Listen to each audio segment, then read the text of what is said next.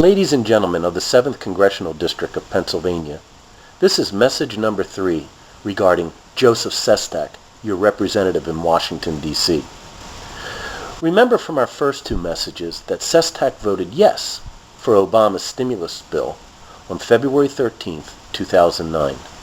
The bill is massive, and I've broken the aspects down into individual messages. This message number 3 involves welfare.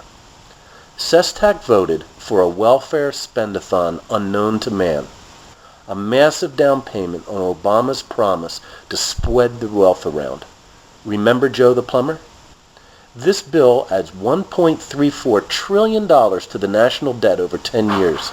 It gives $22,500 to each poor family, including illegal aliens, and will cost each and every taxpayer $10,000. What does it mean when Sestak votes to increase welfare? It means he is willing to take your property, via taxes, to redistribute to those who don't work. It means he is violating your natural human rights. You can't separate human rights from private property rights. Money is something you produce by your mind and your efforts. Each working individual produces property, money, to sustain their lives. If you don't own the result of this effort, then how do you own your own life?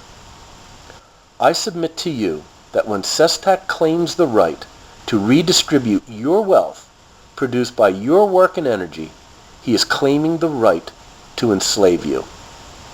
Welfare began in 1935 under the New Deal.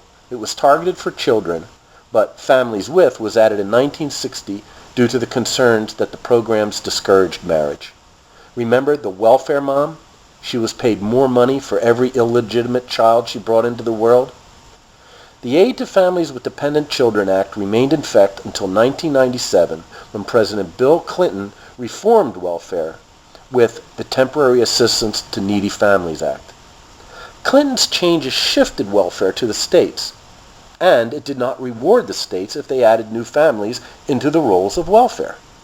Welfare moms were no longer rewarded for every new child that they conceived.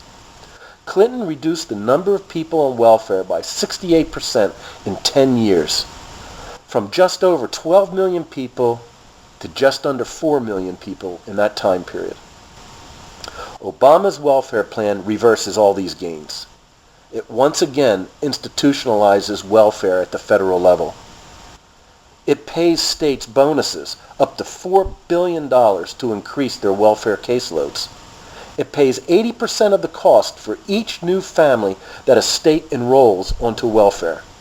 It provides cash, food stamps, housing, medical care to the poor and low-income families, including illegal aliens.